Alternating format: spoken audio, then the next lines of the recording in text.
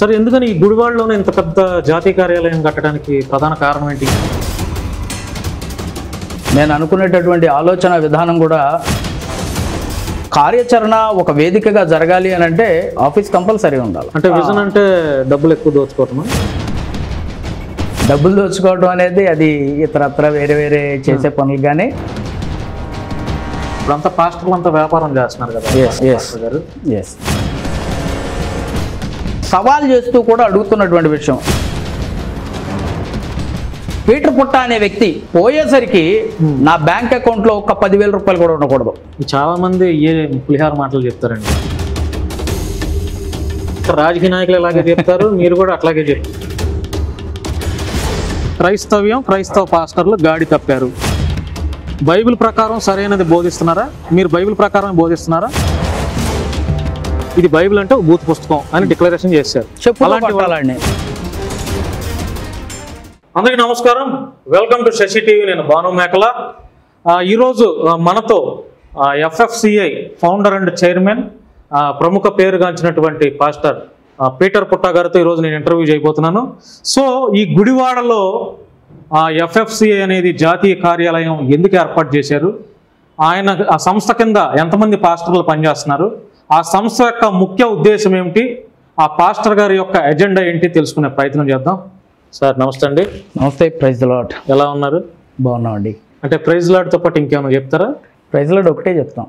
ఎందుకని? క్రిస్టియానిటీలో ఉన్నాం కాబట్టి ఖచ్చితంగా ప్రైజ్ లార్డ్ చెప్పాలి. అంటే దేవుని స్తుతించు. మిగతా హిందువులు ముస్లింలు మీకు అక్కర్లేదా? అందరూ కావాలి. అప్పుడు ముస్లింలకి సంబంధించినటువంటి అల్లాహ్ అనో లేకపోతే హిందువులకు సంబంధించి జై శ్రీరామ్ అని ఎట్లాంటివి చెప్పరా? ఇప్పుడు వాళ్ళ మధ్య అదే ట్రెండ్ అయిపోయింది కదా. ఇప్పుడు వాళ్ళకి ఇష్టం అని చెప్పి నా ఆలోచన మార్చుకోలేను కదా. సో ప్రైజ్ లార్డ్ మాత్రమే చెప్తారు అంతే. పాస్టర్ గారు, ఇప్పుడు ఈ FFCI మీ సంస్థ ఏంటి, దీని కింద ఎంతమంది చర్చెస్ ఉన్నాయి, ఎంతమంది పాస్టర్స్ ఉన్నారు? FFCI ఆర్గనైజేషన్ కింద చర్చెస్ లేకపోతే కింద పాస్టర్స్ అని కాదు, కానీ FFCI ఆర్గనైజేషన్ ముఖ్య ఉద్దేశం ఏంటంటే క్రైస్తవుల నిమిత్తం ఏర్పాటు చేయబడింది. క్రైస్తవ వ్యవస్థలో ఉన్నటువంటి పరిస్థితులు అన్నిటిపై అవగాహన కలగాలి అనే ఉద్దేశంతో క్రైస్తవుల మీద జరుగుతున్నటువంటి దాడులు, మందిరాలను కూలగొట్టినటువంటి పరిస్థితుల్లో ప్రొటెక్షన్ చేయటము, అలాగే రైట్స్ అండ్ ప్రొటెక్షన్కి సంబంధించినటువంటి విషయాల మీద మనం ఫైట్ చేస్తూ ఉన్నాము. ఇంచుమించుగా 256 సమస్యలను పరిష్కారం చేసి ఇప్పటికీ చాలా చక్కటి కార్యాచరణ జరిగింది సంస్థ ద్వారా. అవునండి. 256 సమస్యలు అంటే అన్ని పాస్టర్ల మీద దాడులు, చర్చెస్ మీద దాడులు. అవునండి. ఎంతమందికి ఆర్థిక సహాయం అందించారండి? అయితే మీరు అడిగిన ప్రశ్నలో మరొకటి, దీని కింద ఎంతమంది పనిచేస్తున్నారు సేవకులు అని అన్నారు. సేవకులు క్రింద పనిచేయటం కాదు, కానీ అందరం కలిసి సుమారుగా 1600 మంది సేవకులతో ఇంచుమించుగా 2000 మంది సభ్యులు, మొత్తం మీద ఒక 2000 మంది సభ్యులతో కలిసి మేము చక్కటి కార్యాచరణ అందరం కలిసి పనిచేస్తున్నాం. ఇక్కడ ఒకళ్ళు ఎక్కువ ఒకళ్ళు తక్కువ అనే భేదాభిప్రాయాలు ఏమి లేవు. అందరూ ప్రభు పిలుపు మేరకు పిలువబడినటువంటి దైవ సేవకులే. సరే ఎందుకని ఈ గుడివాడలోనే ఇంత పెద్ద జాతీయ కార్యాలయం కట్టడానికి ప్రధాన కారణం ఏంటి? ఇంకెక్కడైనా విజయవాడలోనో లేకపోతే హైదరాబాద్లో పెట్టచ్చు కదా, గుడివాడలోనే ఇంత పెద్ద కార్యాలయం అంటే నేను చాలా చూశాను. కానీ ఒక సంస్థకి, అందులో క్రిస్టియానిటీ సంస్థకి ఇంత పెద్ద జాతీయ కార్యాలయం పెట్టడానికి కారణం ఏంటి అసలు? నా విజన్ చాలా గొప్పదండి. నా విజన్ గొప్పది. నేను అనుకునేటటువంటి ఆలోచన విధానం కూడా చాలా ఉన్నతమైనది. కాబట్టి దానికి సంబంధించి ఒక కార్యాచరణ ఒక వేదికగా జరగాలి అని అంటే ఆఫీస్ కంపల్సరీ ఉండాలి. అంటే విజన్ అంటే డబ్బులు ఎక్కువ దోచుకోవటమా? డబ్బులు దోచుకోవడం అనేది అది ఇతరత్ర వేరే వేరే చేసే పనులు, కానీ క్రిస్టియానిటీలో ఒక దైవ సేవకుడికి అది భిన్నమైనటువంటి కార్యక్రమం. మరి మీరు ఇప్పుడు అంటే మీ విజన్ పెద్దది అంటున్నారు, ఇంత పెద్ద జాతీయ కార్యాలయం కట్టారు, దాదాపు 4 స్టేర్లు ఉంది, మీ విజన్ పెద్దది అంటున్నారు. మరి మీరు కూడా ఒక పాస్టర్, ఇప్పుడంతా పాస్టర్లు అంతా వ్యాపారం చేస్తున్నారు కదా గారు.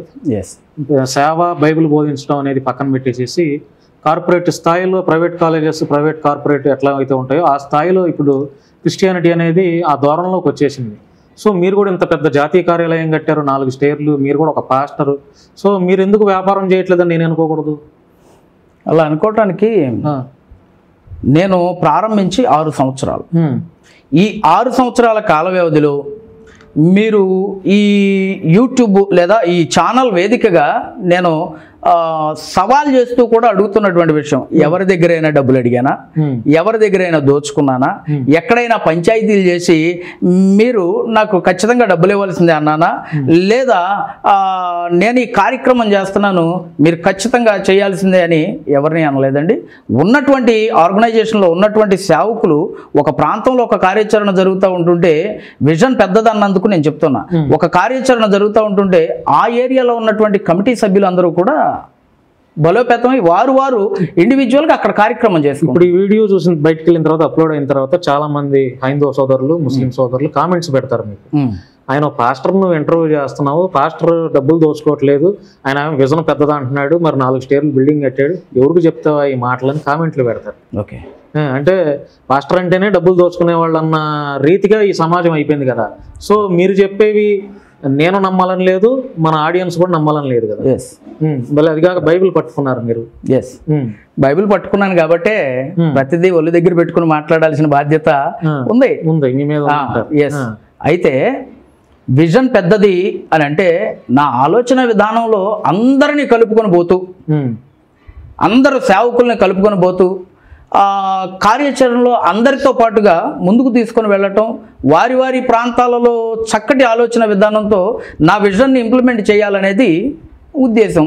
దీనికి డబ్బులతో పెద్ద అవసరం ఏం లేదే, ఎందుకంటే అక్కడ ఉన్నటువంటి టీమ్స్ అన్ని కలిపి అక్కడ కార్యాచరణ చేసుకుంటున్నారు, నా మీద పెద్ద భారం ఏం పెట్టట్లేదు. ఈ ఆఫీస్ గురించి మీరు మాట్లాడారు కాబట్టి చెప్తూ ఉన్నా, నేను గతంలో బిజినెస్లు చేస్తున్నాను. లేవండి, అన్ని ప్రాంతాలలో.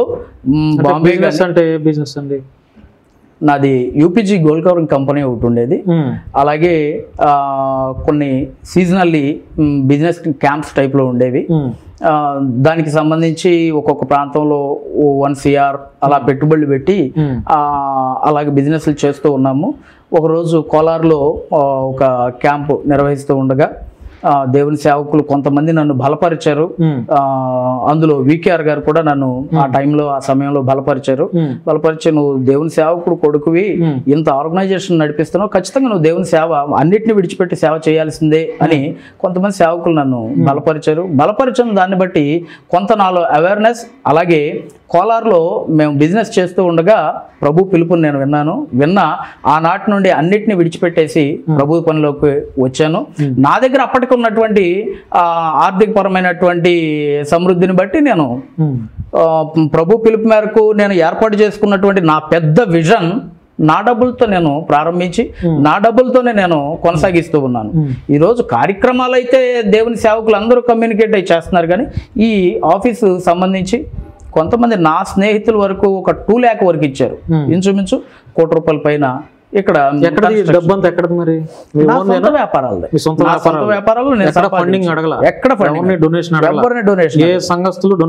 డొనేషన్ ఇవ్వాల మొత్తం మీ సొంత డబ్బే? అవునండి. అంటే ఫారెన్ నుంచి ఏమన్నా ఫండ్ వస్తుందా? ఏం లేదు సార్, ఏం లేదు. నా బిజినెస్ల మీద వచ్చినాయి. 1-2 సంపాదించినటువంటి ఆస్తులే. 1-2 యూట్యూబ్ ఛానల్స్ నేను చేస్తున్న కార్యక్రమాలను ఉద్దేశించి మాట్లాడినప్పుడు ఒక 30,000 వరకు వాళ్ళు నాకు ఇచ్చారండి. యూట్యూబ్ ఛానల్స్ ద్వారా వచ్చిన అమౌంట్ ఒక 30,000 వరకు నాకు ఇచ్చారు. పాస్టర్ గారు, ఇప్పుడు నేటి సమాజంలో బ్రతకలేక ఏ పని చేయలేక పాస్టర్లుగా అవతారం ఎత్తుతున్నారు, వాస్తవం అంటారా?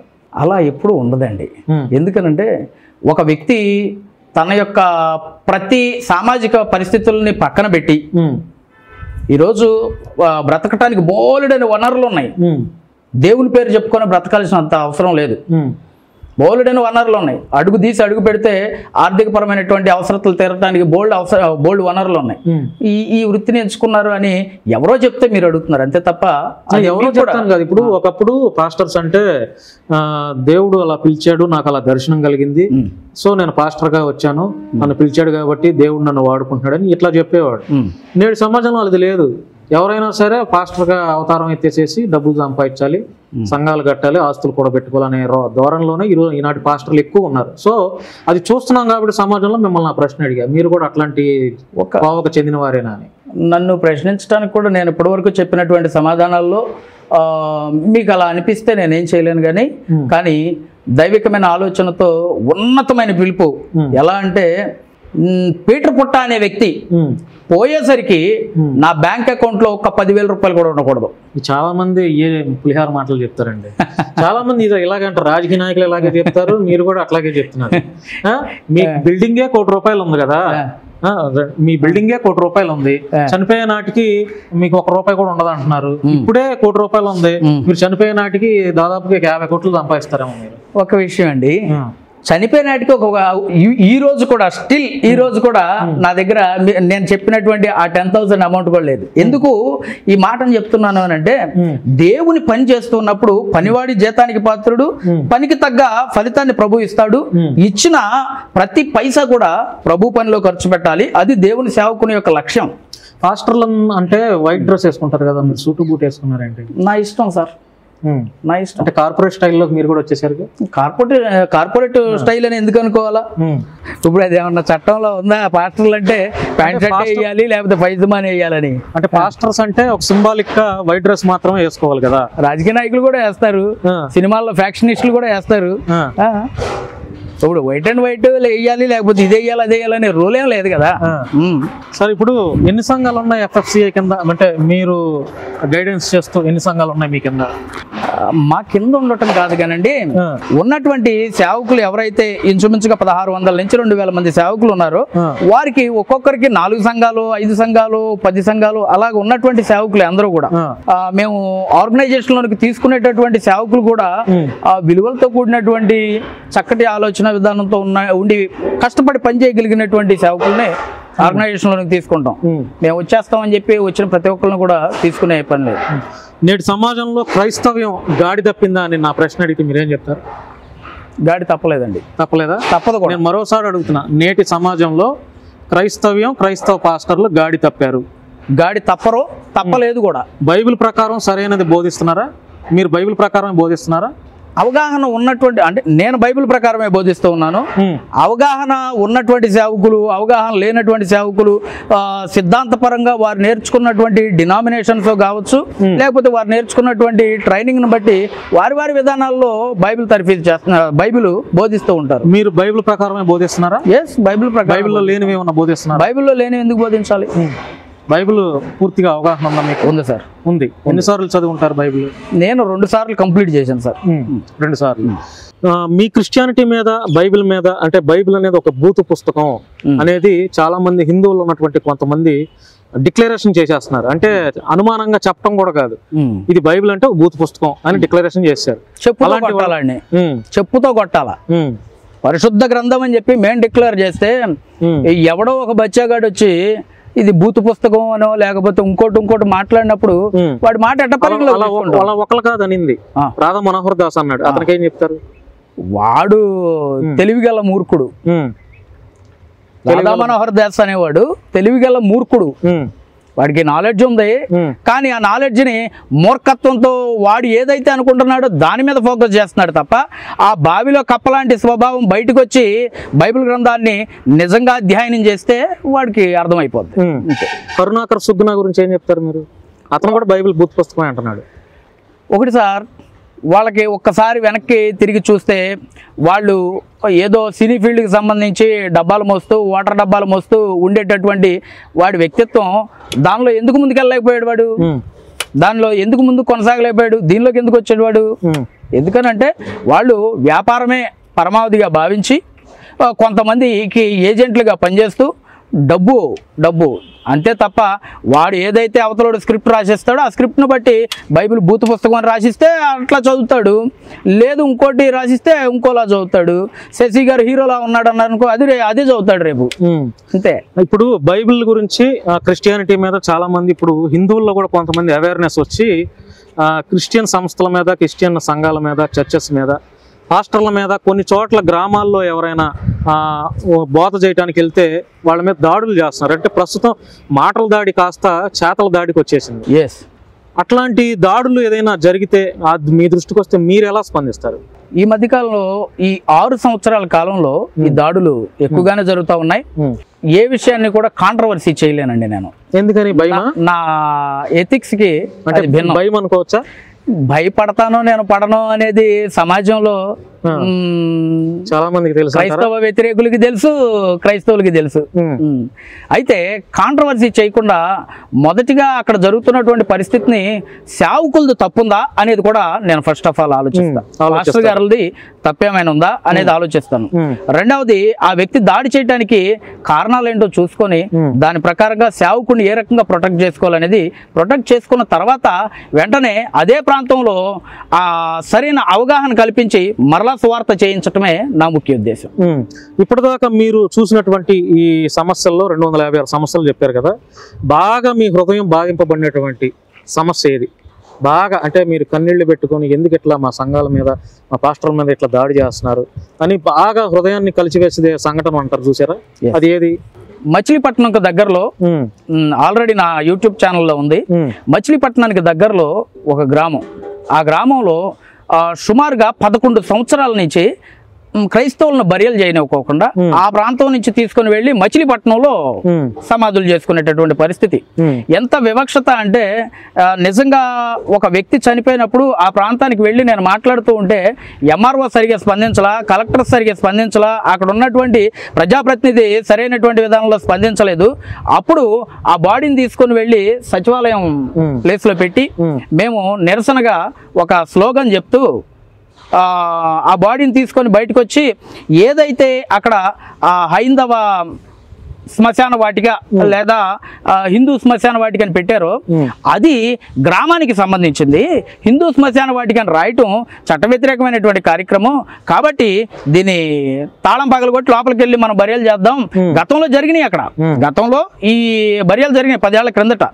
చేద్దామని చెప్పి వెళ్ళినప్పుడు సుమారుగా 300 మంది మా మీద అటాక్ చేయడానికి వచ్చారు. ఈ విషయాన్ని అంతకుముందు గమనించారో అప్పుడు గమనించారో తెలీదు. పోలీసు వారు రంగప్రవేశం చేసి ప్రొటెక్ట్ చేసి ఆ విషయంలో నిజంగా నేను ఏమనుకున్నాను అని అంటే, ప్రభు పనిలో ప్రాణాలు పోయినా పర్లేదు కానీ ఆ రాత్రికి రాత్రి 12 గంటల సమయంలో సుమారుగా 32 సెంట్లు అక్కడ కలెక్టర్ మరియు ఎంఆర్ఓ వచ్చి దాన్ని 32 సెంట్లు కొలతేసి నైట్ 12 గంటలకండి నా ఛానల్లో ఉంది. అలాగే పాస్టర్లు అంటే శాంతి సమాధానానికి చిహ్నం కదా, మీరేంటి పోరాటాలు చేస్తున్నారు? ఆ 32 సెంట్లు స్థలం ఇచ్చి అక్కడ బర్యాలు చేయించామండి ఆ నైట్కి నైట్. అయితే పాస్టర్లు శాంతికి సమాధానానికి చిహ్నం అని చెప్పి మీరు చెప్తున్నారు కాబట్టి అంటే శాంతియుతంగా ఉంటారు కదా. శాంతియుతంగానే ఉన్నాం. మేము ఎవరి మీద దాడి చేసాం ఇప్పుడు? అంటే మీ జీవితం అంతా పోరాటాలతోనే ఉందిగా మీరు చెప్పేదాన్ని బట్టి. ఇప్పుడు అవును సార్, ఇప్పుడు నేను ఎవరి మీదైనా దాడి చేశానా? నా షర్ట్ నేను కాపాడుకోవడం తప్పు కాదు లేదు, నా ఇల్లు నేను కాపాడుకోవడం తప్ప. అట్ ద సేమ్ వ్యవస్థ, క్రైస్తవ వ్యవస్థ కూడా నా ఇల్లు లాంటిదే. క్రైస్తవ వ్యవస్థే కాదు, సమాజం కూడా నా ఇల్లు లాంటిదే. నేను ఓన్ భావిస్తాను అంతే. సమాజంలో ఈరోజు నా దగ్గర ఒక 46 మంది పిల్లలు ఉంటారు. 46 మంది పిల్లల్లో హిందువులు ఉన్నారు, క్రైస్తవులు ఉన్నారు, ముస్లిమ్స్ ఉన్నారు. 3 మతాలకు చెందిన వాళ్ళు అనాథలు. ఓకే పాస్టర్ గారు, ఈ కారు ఎవరిదండి? ఇది నాదే సార్. అంటే దశమ భాగాలు, సంఘస్థులు ఇచ్చినటువంటి డబ్బులు, చందా, ఫారిన్ ఫండ్ అట్లాగా కొనుక్కున్నారు. ఎన్ని కార్లు ఉన్నాయి మీకు? నాకు ఒకటే కారు ఉందండి. అయితే ప్రతిదీ కూడా పాస్టర్ అంటే ఇంకా అతనికి ఏమి, మరి పాస్టర్ అంటే దశమ భాగాలు, సంఘస్థులు ఇచ్చే డబ్బులు, దశమ భాగాలు ఇవ్వడానికి పీడించి తినేవాళ్ళే పాస్టర్లు నేడు సమాజంలో. భలే చెప్తున్నారు సార్. పాస్టర్ అంటే ఇంకా అతనికి ఉన్నటువంటి ముందు ఆదాయం కానీ ముందు ఆస్తిపాస్తులు కానీ ఇంకేముండవా. ఇక సంఘం దశంభాగాలు ఏ రోజు కూడా సంఘం మీద డిపెండ్ అయ్యి నేను పరిచర్యలు చేయాల. సంఘం ఇచ్చేటటువంటి ప్రతి పైసా దేవుని పనిలో ఖర్చు పెడుతున్నాం. మీరు అడగాల్సిన ప్రశ్న ఏంటంటే, మీకు వచ్చేటటువంటి ఆదాయపు వనరులు ఏవైతే సంఘం నుంచి వస్తా ఉన్నాయో వీటన్నిటిని దేనికి ఖర్చు పెడుతున్నారని అడిగితే నేను చెప్తా. దేనికి ఖర్చు పెడుతున్నారు చెప్పండి. సుమారుగా 40 లక్షల రూపాయల పైన ఈ ఉద్యమాలలో ఎవరిని అడక్కోకుండా నేను ఏదైతే నాకు వస్తూ ఉంటాయో లేదా ఆర్గనైజేషన్ నుంచి వస్తూ ఉంటాయో ప్రతి దాన్ని కూడా వ్యవస్థ కొరకే ఖర్చు పెట్టా. వ్యవస్థ కొరకే ఖర్చు పెట్టా. అంటే మీ క్రిస్టియానిటీ వ్యవస్థ. ఎస్. రెండవది, నాకు కారు. నా వైఫ్ ఉద్యోగం చేస్తారు, చిన్న ఉద్యోగం చేస్తారు. సుమారుగా ఇప్పటికి 30 లక్షల రూపాయలు లోన్స్ తీసి నేను నా అవసరతలను, నా మినిమం నా కుటుంబ అవసరతలు కానీ నేను తిరగడానికి వెహికల్సే కానీ ఏదైనా నేను కొనుక్కోవడం జరిగింది.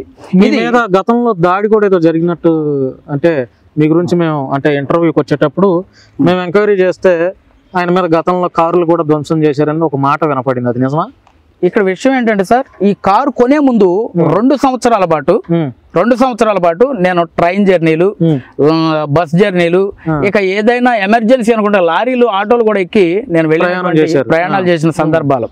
ఆ 2 సంవత్సరాల ముందు ఉండి అనే ప్రాంతంలో ఒక చర్చి ఇష్యూ జరిగింది. చర్చి ఇష్యూ జరిగితే సేవకుడు హేమ్ కుమార్ అని అతని చర్చిని డిమాలిష్ చేశారు గుడ్ ఫ్రైడే రోజున. ఆ కార్యక్రమం నిమిత్తం తన చర్చికి వెళ్తూ ఉంటుంటే దీనికి సేవకులందరూ సాక్షి, అందుకని చెప్పి ఆ సేవకుడు పేరు చెప్తున్నా. ఆ రోజు వెళ్తూ ఉంటే ఒక వెహికల్, లారీతో ఎంటీ వెహికల్, అది ఎక్కడి నుంచి వచ్చింది ఏంటనేది పోలీసులు ఎంక్వైరీ చేసినప్పుడు తేలినటువంటి విషయాలు నేను ఓపెన్ గా బయటికి చెప్పలేను. కొన్ని విషయాలు ఎవరు చేశారు ఏంటనేది కూడా జరిగినటువంటి విషయాలు పోలీసులు ఎంక్వైరీ చేశారు, మా ఆర్గనైజేషన్ పెద్దలు ఎంక్వైరీ చేశారు. నా కార్ని పూర్తిగా ధ్వంసం చేసి వెళ్ళిపోతే 1 year పాటు షెడ్లోనే ఉంది. స్టాన్లీ థామస్ గారు అని పశ్చిమ గోదావరి జిల్లా అధ్యక్షులు, మంచి దైవజనులు, ఆయన నేను బాగు చేయిస్తాను పీటర్ గారు అని చెప్పి వారే బాగు చేయించారు. 1 year పాటు షెడ్లోనే ఉంది, షెడ్లోనే పెట్టారు. తర్వాత తీసుకొచ్చిన తర్వాత ఎవరండి ధ్వంసం చేసిన వాళ్ళు? ఎవరు ధ్వంసం చేసిన వాళ్ళు? హిందూ క్రైస్తవ వ్యతిరేకులు అంటే హిందువులు. అవును, హిందువులు కూడా కాదండి, హిందువులు చాలా మంచోళ్ళు అండి. క్రైస్తవ వ్యతిరేకులు, క్రైస్తవ్యాన్ని వ్యతిరేకంగా భావించేవాళ్ళు. అంటే వాళ్ళు పరోక్షంగా హిందువులేగా, అంటే హిందువులు కొంతమంది అనుకోవచ్చు. ఈ హిందువులను కూడా రెచ్చగొడుతూ వాళ్ళు అటు హిందువులు కాదు, ఇటు క్రైస్తవులు కాదు, సమాజానికి వాళ్ళు ఒక ఉగ్రవాద చర్యలు చేస్తున్నటువంటి వ్యక్తుల మత విద్వేషాలను రెచ్చగొడుతూ వాళ్ళండి. సార్, ఇప్పుడు బైబిల్లో నిజంగానే బూతులు ఉన్నాయా పాస్టర్ గారు? అంటే నాకు తెలియదు కాబట్టి, నాకు అంత జ్ఞానం లేదు కాబట్టి బైబిల్ మీద నేను మిమ్మల్ని అడుగుతున్నాను. చాలా మంది అంటున్నటువంటి మాటను మేము కూడా ఈ ప్రశ్న రూపంలో అడుగుతున్నాం. నిజంగానే బైబిల్లో బూతు గురించి అంశాలు పొందుపరిచారా? మీరు అడగటం కూడా అది తప్పేనండి. ఎందుకనంటే ఇది పరిశుద్ధ గ్రంథం అని డిక్లరేషన్ అయ్యి, పరిశుద్ధ గ్రంథం అని ఒక వ్యవస్థ అంతా దీని మీద విశ్వాసం ఉంచుతూ ప్రపంచ దేశాలు దీన్ని చదివి నమ్మి విశ్వసిస్తూ ఉన్నటువంటి ఈ గ్రంథాన్ని ఎవరో ఒక 3-4 కలిపి విద్వేషాన్ని నూరిపోస్తూ ఉంటుంటే వాళ్ళు అడిగిన మాటని మీరు అడగటం ఒక జర్నలిస్ట్గా మీకు కరెక్ట్ కాదని నా ఉద్దేశం అండి. అంటే ఇప్పుడు అనుకున్న వాటిని మన ప్రశ్న రూపంలోనే కదా మేము అడిగేది. ఇప్పుడు ఏమీ లేకుండా హైందవ సోదరులు కొంతమంది, లలిత్ కుమార్ అవ్వచ్చు, రాధా మనోహర్ దాస్ అవ్వచ్చు, ఇంకా కరుణాకర్ సుగ్న, ఇంకా కొంతమంది వాళ్ళందరూ బైబిల్ అనేది బూత్ పుస్తకమే అని చెప్పి వాళ్ళంతా పేజీలు బుక్లే రాసేసి ప్రచారం చేస్తున్నారు.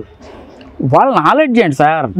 వాళ్ళకి అవేర్నెస్ లేదు, ఒక అవగాహన బైబిల్ మీద లేదు. ఎవడో ఒక స్క్రిప్ట్ రాసిస్తాడు, వాడికి జీతం ఇచ్చేటోడు ఒక స్క్రిప్ట్ రాసిస్తాడు, రాసిస్తే వాడు దాన్ని ఆ స్క్రిప్ట్ చదవాల్సిందే, లేకపోతే వాడికి జీతం రాదు. వాడి మాటను పట్టుకొని మమ్మల్ని అడగటం అనేది కరెక్ట్ కాదు. ఈ రానున్న రోజుల్లో ఈ భారతదేశం అంతా హిందూ దేశం చేసేస్తాం, క్రిస్టియానిటీ మీ అంతా ఎడారి మతాలు, ఇక్కడ ఉండటానికి అవకాశమే లేదు అని చెప్పి స్టేట్మెంట్స్ పాస్ చేసేస్తున్నారు. దీని మీద మీ అభిప్రాయం ఏంటి? ఇది ప్రజాస్వామ్య దేశం సార్. ఎవడిష్టం వచ్చినట్టు వాడు మాట్లాడేస్తే చెల్లుబాటు అవదు.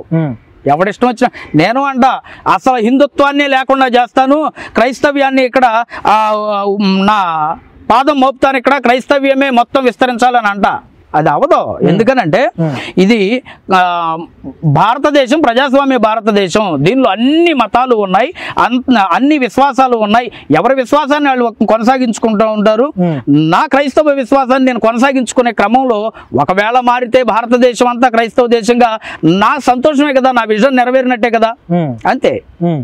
ఇప్పుడు అంటే ఈ భారతదేశంలో మొత్తం క్రిస్టియానిటీ ఉందనుకోండి, ఏంటి మీకు వచ్చే లాభం ఏంటి? లాభం ఏంటి సార్? యేసు ప్రభు పరమును విడిచి భూలోకానికి వచ్చి ప్రాణం పెట్టింది దేని కొరకు? ఏ వ్యక్తి కూడా పాపిగా నరకానికి పోవడానికి లేదు. మొత్తం భారతదేశం మొత్తం హిందుత్వం అయిపోయింది అనుకోండి సార్, ఏంటి మీకు వచ్చే లాభం ఏంటి, మీకు వచ్చే నష్టం ఏంటి? ఎవడు పోతాడండి నరకానికి? అంతే అంతే. దానిలో లాభమో లేదు, నష్టమో లేదు. నేను ఎంతవరకు దేవుడు అప్పగించిన పనిని చేయగలిగాను అనేది మాత్రం నేను లెక్క చెప్పుకోవాల్సిన బాధ్యత ఉంది నాకు. బైబిల్ని నమ్మితేనే పరలోకానికి వెళ్తారా? ఎస్. మంచి పనులు చేస్తే, అంటే ఆకలితో ఉన్నవాడికి అన్నం పెట్టి రోడ్డు మీద అనాథలను దగ్గర తీసుకొని వాళ్ళకి అన్నం పెడితే పరలోకానికి వెళ్ళరా? అవి కూడా మంచి పనులేగా. అంటే ఇక్కడ 2 చూడాలి సార్. శారీరకమైనటువంటి కార్యం, ఆత్మీయమైనటువంటి కార్యం. దీనిలో ఇది ఆత్మకు సంబంధించినటువంటి విషయం. నువ్వు నమ్మి బాప్తిసం పొందితేనే పరలోకానికి వెళ్తావు. శరీరం అనేది ఈరోజు మట్టిలో కలిసిపోతుంది, అయిపోతుంది, ఏదో ఒక రోజు పోతాం. కానీ ఖచ్చితంగా నీ యొక్క ఆత్మ దేవుని సన్నిధికి చేరాలి అని అంటే నువ్వు నమ్మి బాప్తిజం పొంది నేను పాపిని ప్రభువా అని చెప్పి దేవుని సన్నిధిలో పశ్చాత్తాపడాల్సిందే ఖచ్చితంగా. అప్పుడు మాత్రమే పరలోకం. పాస్టర్ గారు, ఇప్పుడు పాస్టర్లు క్రిస్టియానిటీ అంటే మత మార్పిడి అనేది కూడా ఒక స్టేట్మెంట్ పాస్ చేస్తున్నారు. దాని మీద మీ అభిప్రాయం ఏంటి?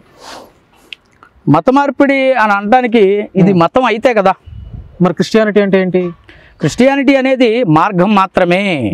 దిస్ ఈజ్ ప్రాక్టీస్, అంటే మోక్ష మార్గం అనుకోవచ్చు. అంతే, మతం కాదు. మతం కాదండి. చాలా మంది క్రిస్టియానిటీ అంటే మతం అంటారు కదండి. మతం అని ఇప్పుడు భారతదేశంలో ఉన్నాము, 4 రకాల మతాలు ఉన్నాయి. హిందూ, ముస్లిం, క్రిస్టియన్, జైను, సిక్కు, ఫార్సీ, ఇలాగా ఇన్ని మతాలు ఉన్నప్పుడు నువ్వు దేనికి సంబంధించినోడు అని చెప్పి దానిలో మన బయోడేటాలో రాయాలన్నా ఏ మతం అని రాసేటప్పుడు క్రిస్టియన్ అని కంపల్సరీ రాయాలి కాబట్టి అలా ఏర్పాటు చేశారు తప్ప మతం అని అన్నారు. కానీ లేకపోతే క్రిస్టియానిటీ అనేది మతం కానే కాదు. మీరు హిందూ క్రిస్టియన్ అంటే మీరంటే పాస్టర్స్ క్రిస్టియానికి సంబంధించిన వాళ్ళు హిందూ క్రిస్టియన్స్ లేకపోతే హిందువులుగా మారిపోయారా? ఇది హిందూ భారతదేశం, ప్రతి ఒక్కళ్ళు హిందువే. ప్రతి ఒక్కళ్ళు హిందువే. సర్టిఫికెట్స్ లో కూడా హిందువే ఉందా? హిందువే ఉంటది, అందరికి హిందువే ఉంటది. మేము ప్రాక్టీస్ చేస్తున్నాం, క్రిస్టియానిటీని ప్రాక్టీస్ చేస్తున్నాం. చట్టాలు మార్పులు చేసి లేకపోతే చట్టాల్లో వీళ్ళు చేసినటువంటి కుట్రలను బట్టి ఈరోజు బీసీసీనా ఎస్సీనా అని చెప్పి అడిగేటటువంటి కార్యాచరణ తప్ప లేకపోతే Christianity this is a practice. ఇది ఓన్లీ మార్గం మాత్రమే. భారతదేశంలో ఉన్న ప్రతి ఒక్కరు కూడా హిందూ అని అంటే ఇది మతం కాదు. హిందూ అనేది మన భౌగోళిక వాతావరణాన్ని సూచించేటటువంటి పరిస్థితి, అంతే హిందూ అనేది. అవును. సరే, ఎన్ని కేసులు ఉన్నాయి మీ మీద? ఈరోజు పాస్టర్ల మీద ప్రతి ఒక్కళ్ళ మీద కేసులు అవుతున్నాయి కదా. కొంతమంది సంఘాల్లో ఆడవారిని లోపరుచుకోవటం, అత్యాచారాలు చేయటం ఎక్కువైపోయినాయి పాస్టర్ల మీద. ఆ నేపథ్యంలోనే మీ మీద అట్లాంటివి ఏమైనా ఉన్నాయనుకోవచ్చా? నా మీద 7 కేసులు ఉన్నాయి సార్. ఆ 7 కేసులు కూడా క్రైస్తవ సమాజంలో నేను ప్రొటెస్ట్ చేసినటువంటి ఇష్యూస్లో నా మీద అక్రమంగా పెట్టినటువంటి కేసులే. మతోన్మాదులు పెట్టినాయి లేదా పోలీస్ యాక్ట్ల కింద పోలీసు వాళ్ళు పెట్టినాయి, ఇవి చేసినాయి. కానీ నా మీద అంటూ వేరే రకమైనటువంటి కేసులు ఏవీ లేవు సార్. ఏవి అత్యాచారాలు కానీ అంటే తప్పుగా అనుకోకండి. ఎందుకంటే ఇప్పుడున్న పాస్టర్స్ మీద ఇట్లాంటి కేసులు నమోదవుతున్నాయా లేదా? వాటి ఫ్యాక్ట్ ఒప్పుకోండి. ఒక మాట సార్, నేను బైబిల్ పట్టుకునే చెప్తున్నాను. ప్రతి ఒక్కడు పాస్టర్ అనడానికి ఎలా కన్సిడర్ చేద్దాం? చెప్పుకుంటున్నారు కదా వాళ్ళు. అవును సార్, న్యూస్ చూస్తే పాస్టర్ అత్యాచారం చేశాడు, ఈ పాస్టర్ బలాత్కారం చేశాడు, ఈ పాస్టర్ అట్లా చేశాడు, పెళ్ళైన భర్త విడిచిపోయి వదిలేసిన వాళ్ళ మీద ఎట్లా హత్యలు చేస్తున్నారు. ప్రశ్నకు ప్రశ్న జవాబు కాదు. కానీ మిమ్మల్ని నేను కూడా ఒక మాట అడుగుతాను, చెప్పండి. మైక్ పట్టుకొని ప్రతి ఒక్కడు జర్నలిస్టేనా? అవడగా సమాజం మీద నాలెడ్జ్ ఉండాలి, నాలెడ్జ్ ఉండాలి, అవగాహన ఉండాలి. ఎవరితో ఇంటర్వ్యూ చేస్తున్నాం అంటే వారి గురించి తెలుసుకోవాలి, ప్రతి విషయం మీద అవగాహన ఉండాలి. అవును, మరి పాస్టర్ కూడా అంతే కదా. మీరు అక్కడ అన్నారు ఒక మాట, చాలా మంది దోచుకోవడానికి దశం భాగాలు కానీ భుక్తి కోసం వచ్చేవాడు ఎవడో వాడు పాస్టర్ కాదు. వాడు భుక్తి కోసం వచ్చాడు, భుక్తి కోసం పోతాడు. వాడు మార్మన్స్ సంబంధించినటువంటి విధానాల్లో వాడికి మార్మన్స్ లేదు కాబట్టి మార్మన్స్ లేకుండానే పోతాడు. ఇక్కడ అన్న మన కెమెరామెన్ అన్న ఒకసారి అయిగా రికార్డ్ ఆన్ చేసి ఉంచి ఆ బిల్డింగ్ చూపించు. ఇంత బిల్డింగ్ ఏ పాస్టర్కి మరి నాకు తెలిసి ఉండదు. మరి ఈ పాస్టర్ గారికి ఎలా వచ్చిందో నాకు అర్థం అవ్వట్లే. జూమ్ చేసి చూపించు, మన ఆడియన్స్కి తెలియాలి, క్రైస్తవ పాస్టర్లకు తెలియాలి, ముఖ్యంగా ఎవరైతే క్రిస్టియానిటీలో ఉన్నారో వాళ్ళందరూ. ఎందుకంటే మన వీడియోస్ ఎక్కువ చూస్తున్నారు కాబట్టి. ఇది FFCI జాతీయ కార్యాలయం గారి యొక్క ఆధ్వర్యంలో ఆయనే ఫౌండరు, ఆయనే చైర్మన్. ఆయన కింద దాదాపుగా చాలా మంది 1800 మంది అంతేనా సార్? 1800 మంది, 1600 నుంచి 2000 మంది పాస్టర్స్ ఉన్నారంట.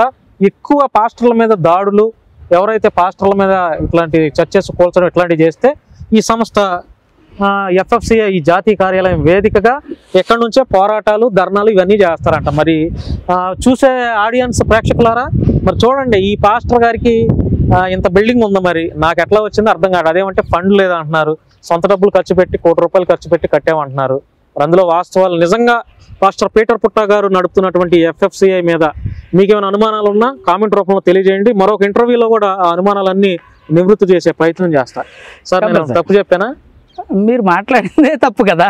ఏ రకంగా ఇప్పుడు ఎంత వచ్చింది ఇలా చేశారు అని అంటే ఏదో మీరు మతలబ్ పెడుతున్నారు అక్కడ. మతలబ్ అంటే ఇప్పుడు ప్రశ్నలు అడగడం తప్పలేదు కదా పాస్టర్ గారు, చెప్పండి. మీరు ఆన్సర్ ఇవ్వాలి కదా. నేను మీరు అడిగిన ఫస్ట్ ప్రశ్నలోనే నేను జవాబుని చెప్పేశా. నాకు ఎలాగా సంక్రమించిన ఆస్తులు, నాకు ఎలా వచ్చినటువంటి ప్రాపర్టీస్ అనేది నేను ప్రారంభంలోనే చెప్పినప్పుడు మరలా దాన్ని రిపీట్ చేస్తున్నారు అని అంటే పక్కదారి పట్టిస్తున్నారా ప్రజలు? ఏం లేదు, కెమెరామెన్ అన్న ఒకసారి చూపించి. ఇప్పుడు ఈ బిల్డింగ్ పక్కన ఇదంతా ఖాళీ సైట్ కదా, ఇదంతా ఫ్యూచర్ లో కొనే అవకాశం ఏమైనా ఉందా? కానీ పెద్ద ఇదంతా ఒక క్రిస్టియన్ మాఫియా నడిపించే అవకాశం ఏమైనా ఉందా? ఇది లేఅవుట్ సార్. లేఅవుట్ లో ఎవరికి ఉండేటటువంటి ప్రాపర్టీస్ వాళ్ళవి. నాకు కొనే అంత స్తోమత లేదు. రాబోయే రోజుల్లో ఫ్యూచర్ లో కూడా అదైతే లేదు కానండి. ఒక మంచి ఉన్నతమైనటువంటి మందిరం కట్టాలని అయితే నాకు కోరిక ఉందండి. మందిరం అంటే ఎన్ని సెంట్లలో ఎన్ని ఎకరాలు అనుకోవచ్చు? ఇంచుమించు ఒక 20 సెంట్లలో 20 సెంట్లలో ఎకరాలు ఏం కాదు కానీ ఒక ఎకరం భూమిలో ఒక 20 సెంట్లలో మందిరం కట్టాలి అనేది ఒక కోరిక ఉంది. కానీ పెద్ద స్కెచ్ వేశారు. పెద్ద స్కెచ్. సేవకుడు ఎప్పుడు కూడా బ్రాడ్ థింకింగ్ తో పెద్ద విజన్ తో ఉండాలి. ఇప్పుడు నాకు సంబంధించి నేను కష్టపడుతున్నా పనివాడు జీతానికి పాత్రుడు. ఆ జీతం ప్రభు పని చేస్తున్నాను, ప్రభు పని కొరకే ఖర్చు పెట్టాల. నా పిల్లల కోసము లేకపోతే ఇంకా ఏదేదో ఇతరత్ర నేను చేయట్లా. నా భవిష్యత్తు, నా సామాజిక లేకపోతే నా కుటుంబ పరిస్థితుల కోసం నా భార్య ఉద్యోగం చేస్తుంది, బాగానే నడుస్తుంది, పర్వాలేదు నాకు. కానీ దేవుని పని చేయాలి, అది ఒక్కటే విజన్. పరిసర ప్రాంతంలో మీరు సేవలోకి వచ్చి సుమారు 6 ఏళ్ళు అవుతుందా? 6 సంవత్సరాలు అవుతుంది. ఫుల్ టైం మినిస్ట్రీలోకి వచ్చి 4 ఏళ్ళు. 4 ఏళ్ళు అవుతుంది. అంటే ఉన్న ఊరిలో ఉన్న చోట చాలా మందికి వ్యతిరేకత వస్తుంది. ఇక్కడ మీ చుట్టుపక్కల ఏమైనా వ్యతిరేకత ఉందా? నాకు ఏ వ్యతిరేకత లేదు సార్. అందరితో నేను చాలా చక్కటి ఆలోచన విధానంతో ముందుకెళ్తా ఉంటాను. అందరితో బాగుంటా, నాతో కూడా అందరూ బాగుంటారు. ఎందుకు అడిగానంటే ఈ ప్రశ్న, నా వెనక అంటే మస్జిదే కదా అది, ముస్లింలకు సంబంధించి. అవునండి. ఒకసారి అది కూడా జూమ్ చేసి చూపించండి. అంటే ఇక్కడ మసీదు, ఇక్కడ పక్కన కూడా హిందువులకు సంబంధించి జై శ్రీరామ్ బ్యానర్స్ కూడా ఇవి ఉన్నాయి. అవునండి, ఇవన్నీ హిందువులు. వెనకాల టెంపుల్ ఉంది సార్. టెంపుల్ ఉంది. ఓకే, పర్లేదు, చూపించబోయిన పర్లేదు. మసీద్ చూపించారుగా. సో అంటే మీరు FFCA జాతీయ కార్యాలయం, మీరు క్రిస్టియన్ సంస్థ ఇక్కడ పెట్టి ఫర్ లాంగ్ డిస్టెన్స్ లోనే ముస్లిం మసీదు, పక్కనే హిందూ టెంపుల్. అంటే వ్యతిరేకత ఎందుకు రాదు? వస్తుంది కదా. వ్యతిరేకత ఏమి రాదు సార్.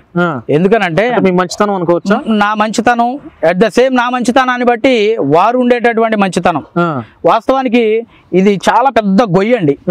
దీనికి వాళ్ళు ఏదో వాళ్ళ మత విశ్వాసాలను వాళ్ళు కొనసాగించుకుంటున్నారు.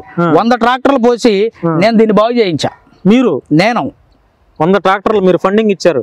100 ట్రాక్టర్లు నేను ఫండింగ్ ఇవ్వడం కాదు, నేనే బాగు చేయించా.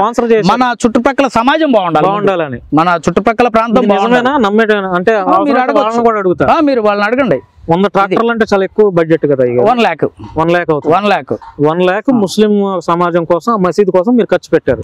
మసీదు కోసం కాదు, చుట్టుపక్కల వాతావరణం బాగుండాలి. మసీదు వచ్చేటటువంటి ప్రజలు వాళ్ళు ఈ ముళ్ళల్లో చెట్లలో వెళ్ళకూడదు అనే ఉద్దేశంతో అవతల వాళ్ళే బాగు చేసుకున్నారు సార్. ఇది అభినందించాల్సిన విషయం. ఒక ముస్లిం సమాజం కోసం నేను మట్టి అవన్నీ పోసిన తర్వాత వాళ్ళు సరి చేసుకున్నారు. సార్ ఇప్పుడు రెండవది హిందూ టెంపుల్ కడుతున్నారు సార్. అక్కడ మినిస్టర్లు వచ్చారు, అందరూ వచ్చారు. ఫస్ట్ ఇన్విటేషన్ నాకే చెప్పారు. హిందువులు ఇక్కడ ఉన్నటువంటి వైశ్యాస్ వాళ్ళు ఏ పనులు చేస్తున్నా ఎక్కడున్నా కానీ కాస్త కోస్త ఇప్పుడు హిందువుల్లో కూడా కొంతమంది అవేర్నెస్ వచ్చి క్రైస్తవుల మీద దాడులు, ముస్లింల మీద దాడులు కొన్ని చోట్ల ఎక్కువ చేస్తారు. మీకు ఇక్కడ ఈ గుడివాడ ప్రాంతంలో చాలా డిఫరెంట్ గా ఉంది. పక్కన ముస్లింస్ మీకు మంచిగా ఉన్నారు, హిందువులు మంచిగా ఉన్నారు. రాబోయే రోజుల్లో వ్యతిరేకత వస్తుందా మీ మీద? టోటల్ గా ప్రారంభంలో వాళ్ళు మాట్లాడేటప్పుడు కూడా, వైశ్యాస్ మాట్లాడేటప్పుడు కూడా యేసు ప్రభు ఇక్కడికి వచ్చాడు, అక్కడికి వచ్చాడు, యేసు ప్రభు బుద్ధుడి దగ్గర బోధనలు నేర్చుకున్నాడు అని వ్యతిరేకంగా మాట్లాడారు. మాట్లాడినప్పుడు నేను నా ఆలోచన విధానాన్ని చెప్పా. మతం గురించి అసలు ప్రస్తావన వద్దు, నాతో యేసు ప్రభు మాట్లాడాడు, నేను కన్వర్ట్ అయ్యా, ఈ రకంగా అనే ఉద్దేశంతో అక్కడి నుంచి ప్రారంభించి, అదంతా సబ్జెక్ట్ నేను ఇప్పుడు మాట్లాడలేను కానీ అక్కడి నుంచి ప్రారంభించి వారితో ఒక స్నేహబంధం ఒక స్నేహభావం, స్నేహపూర్వకంగా ఉంటున్నారు, ఆ, కుల మతాలకు అతీతంగా. వాళ్ళకి ఏదన్నా జేసీబీ కావాలంటే బ్రదర్ జేసీబీ కావాలి నాకు అని అంటే వెంటనే జేసీబీకి కాల్ చేసి చెప్పాను. ఇలాగా ఇక్కడ ఏదన్నా చేస్తూ ఉంటుంటే సహకరిస్తాం. Okay, right. పాస్టర్ గారు, FFCA సంస్థ మీ తర్వాత, అంటే ఇప్పుడు రాజకీయాల్లో సినిమాలన్నీ వారసత్వం అయిపోయాయి, మీ తర్వాత మీ పిల్లలైనా మీ సంస్థను రన్ చేసేది? ఒక విషయం సార్, నేను ఫస్ట్ నుంచి కూడా ఆర్గనైజేషన్లో ఒక విషయం చెప్తా ఉంటా. పీటర్ పుట్ట అనే ఒక పేరు వినబట్టం కాదు. FFCI అని అంటే ఒక స్టీఫెన్ బాబు, FFCI అంటే ఒక క్రాంతి కుమారు, FFCI అంటే ఒక క్రిస్టఫరు, FFCI అంటే ఒక స్టాన్లీ థామస్, FFCI అంటే ఒక ప్రక్షాలు, FFCI ఇలాగా ఆర్గనైజేషన్లో ఇప్పటి వరకు కష్టపడి పనిచేసినటువంటి వ్యక్తుల పేర్లు వినబడాలి నా ఉద్దేశం. అంటే మీ ఇంటి వాళ్ళు కాదు, నా ఇంటి వాళ్ళు వస్తానంటే వాళ్ళు కూడా వన్ ఆఫ్ ది మెంబర్ అంతే. అంతే. మీకు ఇంకో విషయం చెప్తాను, నేను నేషనల్ ప్రెసిడెంట్గా ఉన్నాను, మా నాన్నగారు కూడా స్టేట్ ఇన్ఛార్జ్గా ఉన్నారు తప్ప నేను ఫౌండర్గా ఉంటానను లేకపోతే అలాగే మేము, అంటే మీరు దీని మీద హక్కులుగా ఏం లేరు? ఏం లేనండి, ఒక వన్ ఆఫ్ ది మెంబర్ లాగా, ఒక డైరెక్టర్ లాగా ఉన్నారు, అంతేనండి. సార్, ఇప్పుడు పాస్టర్స్ చాలా మంది యూట్యూబ్ వేదికగా విమర్శలు చేయొచ్చు, ఏ పాస్టర్ అయినా లేకపోతే ఏ హిందూ సోదరుడైనా ఏ ముస్లిం సోదరుడైనా విమర్శలు చేయొచ్చు. కానీ కొంతమంది పాస్టర్స్ నేను పాస్టర్ అనేది కూడా మర్చిపోయి యూట్యూబ్ వేదికగా చాలా బూతులు మాట్లాడుతున్నారండి. అట్లా మాట్లాడొచ్చా నిజంగా? నేనైతే ఖండిస్తున్నా పాస్టర్లు బూతులు మాట్లాడే పాస్టర్లు. నేను పాస్టర్లు అనండి, అనను. ఎందుకనంటే వాళ్ళ విజన్ ఏమైందో నాకు తెలియదు. వాళ్ళు ఎందుకు ఆ తరహా కార్యాచరణలోనికి వస్తూ బాగా అగ్రెసివ్గా ఏదో కొంపలు మునిగిపోయినట్లుగా మాట్లాడేస్తూ ఉన్నారు.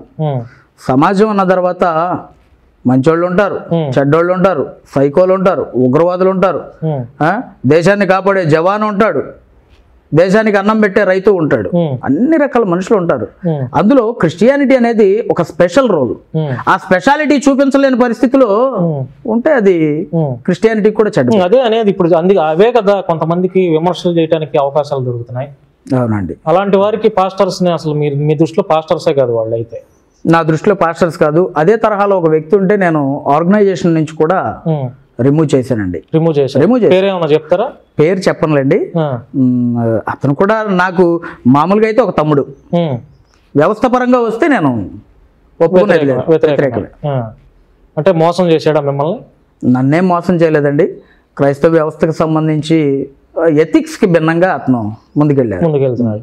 సో అంటే పేరు చెప్పడానికి మీరు ఎందుకో సంకోచపడుతున్నారు? అంటే ఏమన్నా భయమా ఆ పేరు చెప్పడానికి? ఎందుకండి, ఇప్పుడు ఒక మాటను మాట్లాడితే దానికోసం టైం మనము కొద్ది రోజులు పొడిగించాల. నేను కొంతమంది పాస్టర్స్ పేరు చెప్తాను పాస్టర్ గారు, మీరు మీ మనసులో వారి మీద ఉన్నటువంటి అభిప్రాయాన్ని తెలియజేయండి. అలాగే. పాస్టర్ సతీష్ కుమార్ గారు ఒక సామాజిక స్పృహ కలిగినటువంటి సేవకుడు. సిద్ధాంతపరంగా మాత్రమే వ్యతిరేకిస్తాను నేను. సిద్ధాంతపరంగా అంటే తప్పుడు బోధనలు చేస్తున్నారు ఆయన? కాదండి, వారు ఏర్పాటు చేస్తున్నటువంటి డిజిటల్ చర్చలు అనేది బైబిల్ వ్యతిరేకం. అదొకటి నేను వ్యతిరేకిస్తాను. Okay. Bellampalli Calvary pastor Praveen Kumar గారు మంచి భక్తుడండి ఆయన. ఓకే, మంచి భక్తుడు. ఆయన మీద కూడా అనేక ఆరోపణలు వస్తున్నాయి. టచ్ అంటే ఎట్లా స్వస్థత ఇట్లా నిజంగానే? అంటే ఆ పేరు చెప్పగల నాకు ఈ మాట గుర్తొచ్చింది. నిజంగా టచ్ అంటే స్వస్థతలు ఉన్నాయా బైబిల్లో? దేవుడు చేసే కార్యం అండి. వాడు నమ్మాడు కాబట్టి స్వస్థత ఖచ్చితంగా జరుగుద్ది. అంటే ఇట్లా టచ్ అనగానే స్వస్థతలు, ఆ టైప్ ఆఫ్ స్వస్థతలు ఉన్నాయి బైబిల్లో? వస్తుందండి, ఉన్నాయి. ఎందుకు రాదు? దేవుని చెంగు ముట్టిన వెంటనే స్వస్థత కలగల. అలాగే సేవకులు కూడా దేవుని సేవకులు కాబట్టి దేవుడు సేవకులకు మంచి అవకాశం ఇచ్చాడు. బెల్లంపల్లి ప్రవీణ్ కుమార్ గారు మీకున్నటువంటి అభిప్రాయాన్ని చెప్పారు. బ్రదర్ అనిల్ కుమార్ గారు మంచి స్నేహశీలి అండి. కలిసారా ఎప్పుడన్నా? కలిసానండి. కలిసారు. పాస్టర్ దివంగత ఏసన్న గారు ఆయన భక్తులు అండి, మంచి భక్తులు. ఈరోజు సమాజానికి ఎంతో స్ఫూర్తిదాయకమైనటువంటి దైవజనుడు. విజయప్రసాద్ రెడ్డి గారు వారు అనుకూలమైనటువంటి పరిస్థితుల్లో, వారికి అనుకూలమైనటువంటి పరిస్థితుల్లో సేవ చేస్తున్నారు. కానీ వారిని కూడా నేను ప్రేమిస్తాను. మంచి సేవకుడు. మీరు ఇన్స్పిరేషన్గా అంటే మీ నాన్నగారు కూడా సేవకుడని విన్నాము. సేవకుడేనా? అవునండి. ఆయన చూసి వారసత్వంగా మీరు కూడా పాస్టర్గా రూపాంతరం చెందారా, లేకపోతే మిమ్మల్ని దేవుడు పిలిచాడా? లేదు సార్, నాన్న అమ్మ మంచి భక్తులు. వాళ్ళు. ఏం పేరు మీ నాన్నగారి పేరు? పీటర్ గారండి. పీటర్ గారు. నా పేరు ఇమ్మాన్యుయల్ పీటర్ పుట్ట. నాన్నగారు మంచి భక్తులు. ప్రారంభ దశ నుంచి కూడా ఎన్నో కష్టాలు పడి కనీసం మాకు కూడా ఆహారం పెట్టలేనటువంటి పరిస్థితుల్లో పరిచర్యను ప్రారంభించి సైకిళ్ళు వేసుకొని వెనక ఈ సంచులు పరదాలు కట్టుకొని ఆ పరదాల మీద మమ్మల్ని కూర్చోబెట్టి ఎదర అమ్మనెక్కించుకొని అలాగా సువార్త నిమిత్తం ఊరు తిరిగి ఎక్కడ సువార్త చేయాలనుకుంటే ఆ ప్లేస్లో సువార్త చేసి ఈరోజు అనేక సంఘాలను కట్టి అనేక మంది సేవకులను బయటికి పంపించి చేసినటువంటి గొప్ప దైవజనుడు భక్తుడండి నాన్న అమ్మగారు ఉన్నారండి. నాన్నగారు ఉన్నారండి. అమ్మగారు కూడా ఉన్నారు. ఇప్పుడు స్టిల్ సేవ చేస్తున్నారు పరిచర్యలో నాకంటే యాక్టివ్గా రైట్. సో ఫైనల్ గా పాస్టర్ గారు, ముస్లిం క్రిస్టియానిటీకి, ముస్లిం మతానికి, హిందువులకి మీ సైడ్ నుంచి సందేశం ఏంటి? భారతదేశంలో ఉన్నటువంటి క్రైస్తవులు, హిందువులు, ముస్లింలు అందరం కూడా సోదరభావంతో మనం చదువుకునే దశ నుంచి కూడా భారతదేశం నా మాతృభూమి, భారతీయులు అందరూ నా సహోదరులు అని చెప్పాం. అదే నినాదంతో ఉండాలనేది నా ముఖ్య ఉద్దేశం. అందరం కూడా అదే ఉద్దేశంతో ఉండాలనేది నా ముఖ్య ఉద్దేశం. అయితే ఇవన్నీ కూడా ఎందుకు కాంట్రవర్సీలు లేకపోతే దాడులు ఇవన్నీ అని అంటే, ఒకటి రాజకీయ నాయకులు రాజకీయ లబ్ధి కోసం కొంతమందిని రెచ్చగొడితే, కొంతమంది ధర్మం అనే పేరట కొన్ని రాజకీయ ముసుగులో ఉన్నటువంటి మత సంస్థలో చేస్తున్నటువంటి కార్యాచరణ, స్క్రిప్టెడ్ కార్యాచరణ, దాన్ని కొంతమంది వ్యక్తులకి ఆపాదించడం ద్వారా వాళ్ళు ఏవో కొన్ని శివశక్తను, ఇంకో శక్తను పెట్టుకొని వాళ్ళు మత విద్వేషాలను రెచ్చగొడుతూ వాళ్ళకు ఏజెంట్లలాగా పనిచేస్తూ ఉంటే, ఈరోజు హిందుత్వంలో ఉన్నటువంటి విజ్ఞులైనటువంటి గౌరవనీయులైనటువంటి మంచి వ్యక్తులు, అందులో యవనస్తులు, యూత్, వాళ్ళకి అట్రాక్ట్ అయ్యి, అది స్క్రిప్టెడ్ అని వారికి తెలియక పాపం వారికి అట్రాక్ట్ అయ్యి వీళ్ళకి ఒక స్క్రిప్ట్ ఇచ్చి చర్చిల మీద దాడులు చేయండి, చర్చిల మీద ఆర్టీలు వేయండి, సువార్థికులను అడ్డుకోండి, సువార్థికుల మీద దాడులు చేయండి అని చెప్పి ఇలాగా వాళ్ళకి జీతాలు ఇస్తూ, మొన్న కృషిపాల్ కూడా నేరుగా తన ఇంటర్వ్యూలో చెప్పాడు, వారికి జీతాలు ఇస్తూ ఉన్నారు, నాకు కూడా జీతం ఇచ్చారు అని చెప్పాడు. అలాగే జీతాలు ఇస్తూ నడిపిస్తున్నటువంటి విధానంలో నేను ఒక్కటే మాట చెప్తూ ఉన్నా, చట్టం అందరికీ సమానమే, చట్టం ఎవరికి చుట్టం కాదు. ఈ విధానంలో స్క్రిప్టెడ్గా ఎవరైతే యూత్ కావచ్చు, హిందూ ప్రజలు కావచ్చు, ఈ మతోన్మాద సంస్థలు చేస్తున్నటువంటి కార్యాచరణలో మీరు ఇన్వాల్వ్ అయి క్రైస్తవుల మీదో, ముస్లింల మీదో, సమాజంలో విద్వేషాలను రెచ్చగొట్టో ఏదైనా కార్యాచరణ చేస్తే ఖచ్చితంగా జైలుకి వెళ్ళిపోతారు. అది నేనైనా కావచ్చు, హిందూ మతం మీద విద్వేషపూరితమైనటువంటి కార్యాచరణ చేస్తే నేనైనా కావచ్చు, ఎవడైనా కావచ్చు, జైలుకి పోతారు. ఖచ్చితంగా దీన్ని గమనించుకొని అందరూ బాగుండాలంట. మనం ఒక మంచి ఆలోచన విధానంతో హిందూ, ముస్లిం, క్రిస్టియన్ అందరం బాయి ప్రారంభ దశలో ఉన్నాం.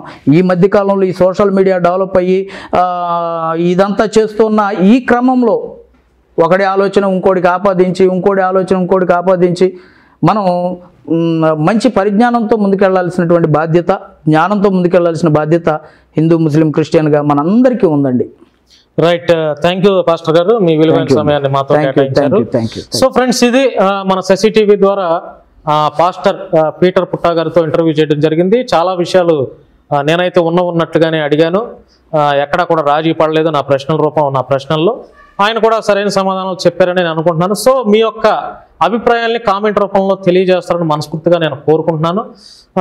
అంటే ప్రతి మీడియా ఛానల్ వారు పాస్టర్స్తో ఎలా అయితే ఇంటర్వ్యూస్ చేస్తున్నారో, డిబేట్స్ చేస్తున్నారో, పాస్టర్స్తో అవ్వచ్చు, లేకపోతే హిందుత్వంలో ఉన్నటువంటి కొన్ని మత పెద్దలు అవ్వచ్చు, ముస్లిమ్స్లో ఉన్నటువంటి ఆ కోవలోనే ఆ నేపథ్యంలోనే భాగంగా మేము కూడా మాకు దొరికినటువంటి, మాకు అందుబాటులో ఉన్నటువంటి పాస్టర్స్తో మేము సొసైటీకి ఒక మంచి మెసేజ్ ఇవ్వాలి. అందరూ భారతదేశంలో ఉన్నటువంటి ప్రతి కులస్తుడు, ప్రతి మతస్థుడు అందరూ బాగుండాలి, ప్రతి ఒక్కరు ఒకరి మతాన్ని ఒకరు గౌరవించుకుంటూ, ఎదుటివారి మనిషి అనేవాడిని గౌరవించుకుంటూ ప్రేమించుకునే విధంగా ఉండాలి అని తెలియజేసే నేపథ్యంలోనే మేము ఇంటర్వ్యూస్ చేయడం జరుగుతుంది తప్ప ఇది ఒక మతానికి సంబంధించిన ఛానల్ కాదు, ఒక కులానికి సంబంధించిన ఛానల్ కాదు. నేను ప్రతి ఇంటర్వ్యూలోనూ చెప్తున్నాను. సో క్రైస్తవులకు సంబంధించి ఇప్పుడు మన కొంత పాస్టర్స్ మీద ఎక్కువ యాంటీ వస్తుంది కాబట్టి ఆ పాస్టర్లోని వారి అంతరంగంలో ఉన్నటువంటి అభిప్రాయాల్ని ప్రజలకు తెలియజేసే, ప్రజలకు ఆవిష్కృతం చేసే ప్రయత్నం చేస్తున్నాను నేను, అంతే. సో మీ యొక్క అభిప్రాయాన్ని కామెంట్ రూపంలో తెలియజేస్తారని మనస్ఫూర్తిగా కోరుకుంటూ నేను భాను మేకల, ధన్యవాదాలు.